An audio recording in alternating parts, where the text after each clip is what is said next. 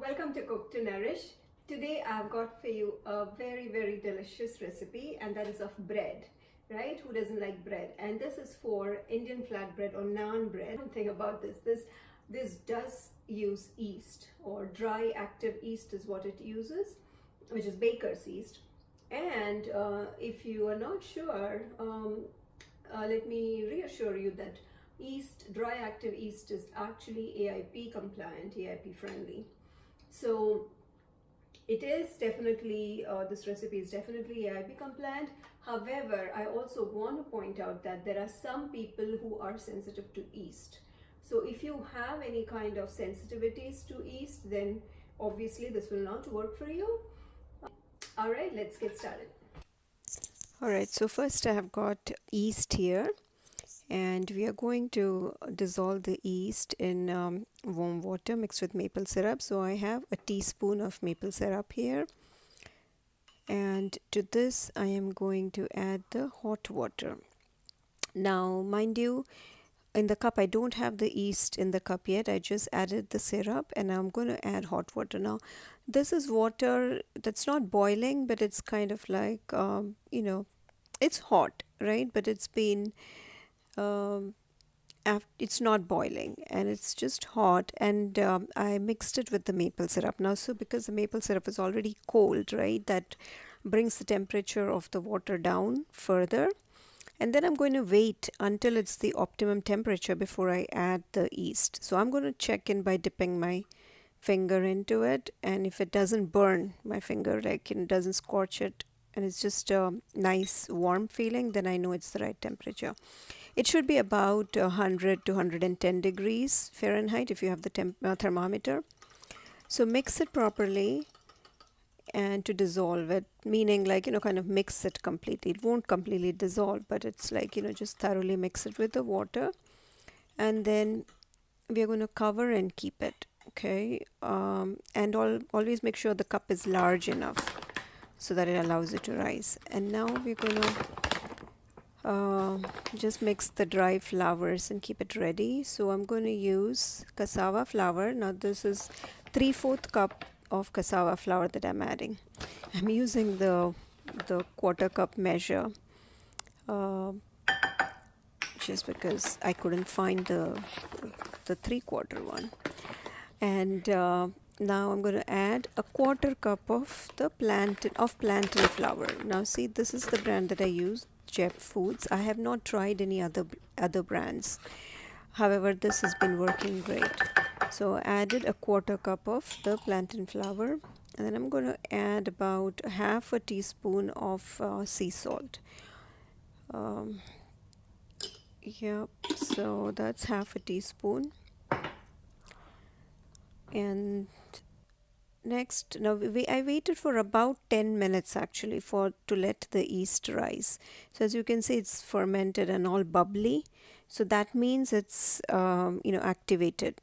So if your water is too hot, then that's not going to happen, and you may want to do it, redo that step again if you feel the bubbles are not formed.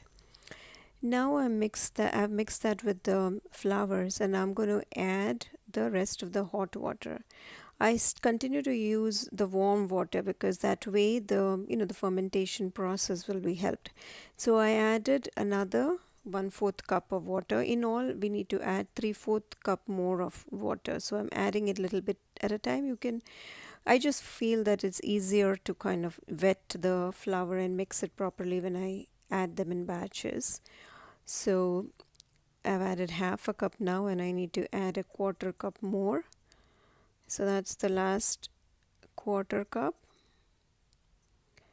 And now if you see, I mean, that it looks a little bit sticky, but don't worry about it because it's the right consistency. It'll be like this, sticky. And again, I want to point out that I'm using Otto's cassava flour brand for this. The other brand, Anthony's brand, or Anthony's Goods, that I've been using before, his consistency has changed a lot. So that's not going to work with this recipe. So now, you have the dough mixed. We are just going to let it sit, okay, for about an hour and a half to about 2 hours max. I don't recommend beyond that. So if it's not going to rise a lot, but it will kind of become a little more like fluffier, or it's just like it looks more fermented. So cover it and keep it. And I've let it stay for, you see, this is how it looks after it has rested. So it doesn't rise much like your regular bread dough, but when you look at it, you will come to know that it has, fermented a little bit, because it just seems very soft. And because it's a little bit sticky, now is when I add like about a tablespoon or so of olive oil when I'm just trying to knead it into a smooth dough. And you can add a little bit more. You can add up to 2 tablespoons of oil, um, and see how it's all very smooth. So now I'm just going to make balls out of it so that I can roll the individual naans. So for this recipe, you can roll it into about 8 to 10 balls. Now you could also just bake this on a tray like a focaccia bread. I'll show you how to do that as well. So here now the balls, what I do is you don't need to roll them. It's actually easier just to press them into like a round shape using parchment paper. And there I've already have the pan heating, and while the pan is heating, I made this.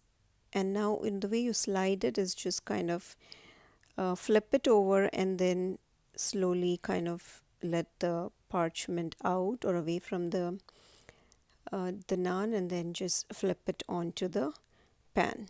So this I feel is the easiest. You can also use like a spatula to kind of lift it off of the parchment paper.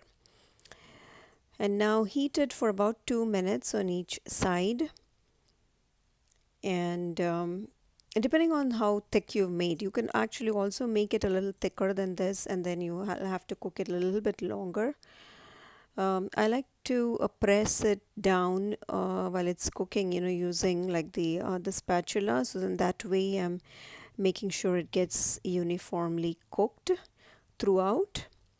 And then see, when you flip it over, see the other side always seems a little bit kind of whitish or dryish. So I like to put some oil on top. I put like olive oil and brushing olive oil on top. But if you're okay with ghee, then that would be a good option as well. So about 2 minutes on each side, and then if you feel like again flipping it back to the other side. See, my first side was not very well done before, so I just flipped it again, and there you go, it's ready. Now for baking, you just do the same thing that I showed before, and then I'm just put 2 of these on a tray and bake it at 375 for about 12 minutes. Take them out. Then again, see, the first side is like, again, a little bit dry on the top. So just brush it with oil. And then again, put it back in the oven for about 5 minutes or so. And then you see they are done. Now these are the ones from the stove, and that's why that's the texture is like really soft, as you can see. The other I mean, I feel these are the best. Once you cook them on the stove, those are the best ones. The ones that you do it on the oven are okay too, but I just find the ones you cook on the stove are much better. And now this is how I do what you would do. Now since I have only very little dough left, because I made the naans out of them, so I'm going to show you how to do it in a pan. I'm just using like a small portion of the loaf pan to do it.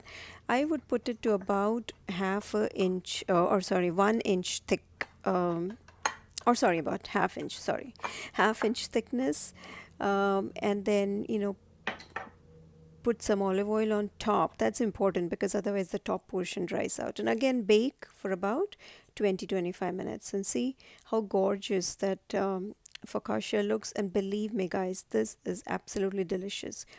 You can also actually make sandwich out of this bread. All right, thank you for watching. Thank you for watching. Please like and subscribe.